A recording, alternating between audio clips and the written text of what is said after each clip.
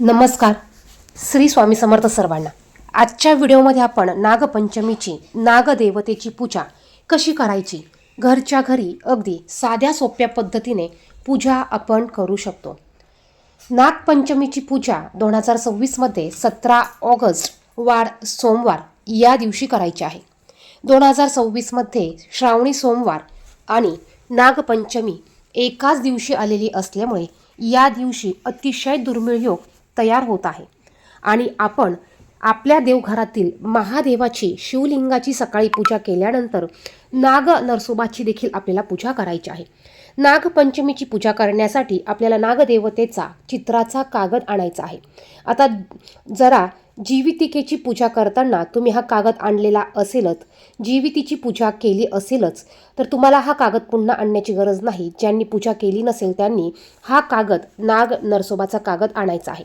हा कागद आणल्यानंतर हा कागद आपल्याला भिंतीला चिटकवायचा असतो किंवा तुम्ही हा कागद एखाद्या जाड पुठ्ठ्याला देखील चिटकवू शकतात. ज्यांना कागद मिळणार नाही त्यांनी या पद्धतीने वहीच्या कागदावर नाग, नागिन आणि त्यांची 2 पिल्ले असं चित्र काढलं तरी चालेल. प्रत्येक ठिकाणी वेगळी वेगळी पद्धत असते. बघा, पूजेची प्रत्येक ठिकाणी वेगळी वेगळी पद्धत असते. प्रत्येक गावानुसार ही पूजा वेगळ्या पद्धतीने केली जाते. काही ठिकाणी नुसता कागद चिटकवून त्याची पूजा केली जाते, काही ठिकाणी कागद चिटकवून त्याचप्रमाणे तांदळाच्या राशीने नाग नरसोबा, नाग, नागिन आणि त्यांची 2 पिल्ले काढली जातात.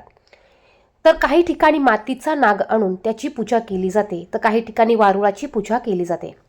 आता नागपंचमी म्हटलं तर आपल्या घरात देखील आपल्याला ही पूजा करायची आहे. आणि जर का तुम्हाला वारुळाची पूजा करायला जायचं असेल तर तुम्ही वारुळाची पूजा करायला देखील जाऊ शकतात. बघा, या पद्धतीचा जो कागद असतो तो कागद आपल्याला आणायचा आहे.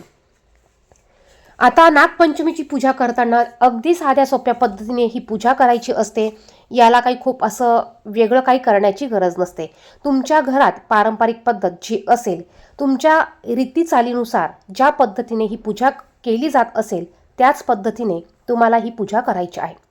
सर्वात अगोदर आपल्याला पूजेची जागा स्वच्छ करून घ्यायची आहे. पाट मांडा किंवा चौरंग मांडा, त्यावर एक स्वच्छ लाल किंवा केशरी किंवा पिवळ्या रंगाचं वस्त्र अंथरून घ्या. सर्वात अगोदर आपल्याला दिवा प्रज्वलित करून घ्यायचा आहे. दिव्याची पूजा करून घ्यायची आहे. दिव्याला हळदी, कुंकू, अक्षता, धूप, दीप लावून घ्या. त्यानंतर गणपती बाप्पांची पूजा करा. गणपती बाप्पांची पूजा करताना आपण देवघरात जो गणपती बाप्पा ठेवले आहेत ती मूर्ती तुम्ही इथे ठेवू शकतात किंवा तुम्ही गणपतीचं प्रतीक म्हणून एक सुपारी घेऊन तुम्ही सुपारी देखील इथे मांडू शकतात. आता सुपारी जर का तुम्ही घेणार असाल तर तुम्हाला या सुपारीवर अगोदर स्वच्छ पाण्याने अभिषेक करून घ्यायचा आहे. अभिषेक घालून घ्यायचा आहे. त्यानंतर गणपती बाप्पांना हळदी, कुंकू, अक्षता अर्पण करा.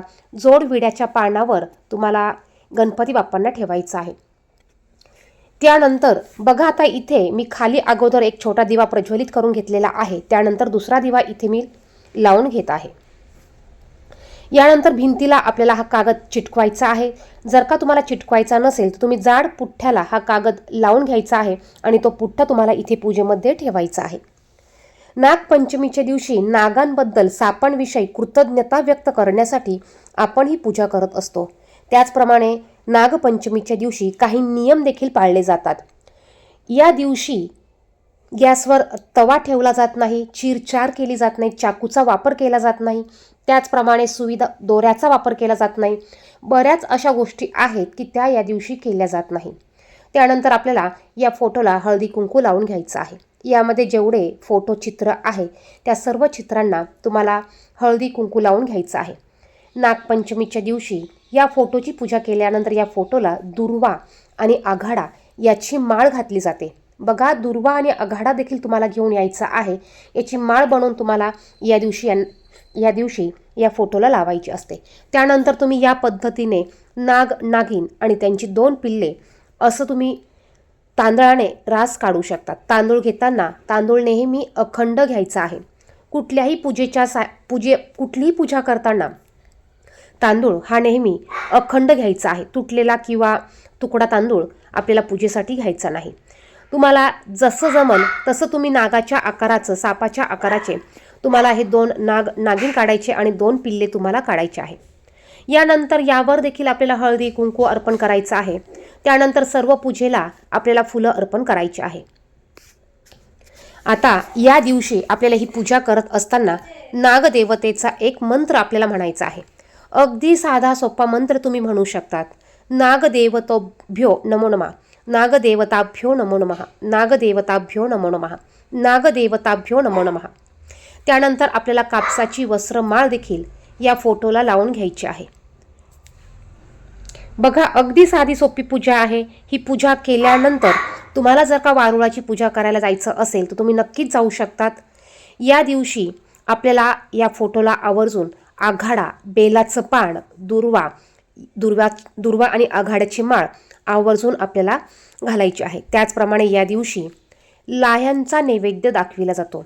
दूध साखर, खडीसाखर, दूध साखर, लाह्या याच्या नैवेद्याला अतिशय महत्त्व आहे. त्याचप्रमाणे या दिवशी तुम्ही महादेवाच्या मंदिरात देखील तुम्ही दर्शनाला जाऊ शकतात. त्यानंतर धूप दीप प्रज्वलित करून घ्या. संपूर्ण पूजेला धूप दीप ओवाळून घ्यायचा आहे. अगदी साधी सोपी पूजा आहे. कोणीही ही पूजा करू शकतं. त्यानंतर तुम्हाला या दिवशी श्रावण सोमवार असल्यामुळे आपल्याला महादेवांच्या शिवलिंगाची देखील पूजा करायची आहे. मग तुम्ही एका छोट्या पाटावर ही पूजा मांडू शकतात आणि दुसऱ्या छोट्या पाटावर किंवा चौरंगावर तुम्ही महादेवाच्या शिवलिंगाची पूजा मांडू शकतात. आता बघा, हा जो मंत्र तुम्हाला दिलेला आहे हा मंत्र देखील तुम्ही म्हणू शकतात.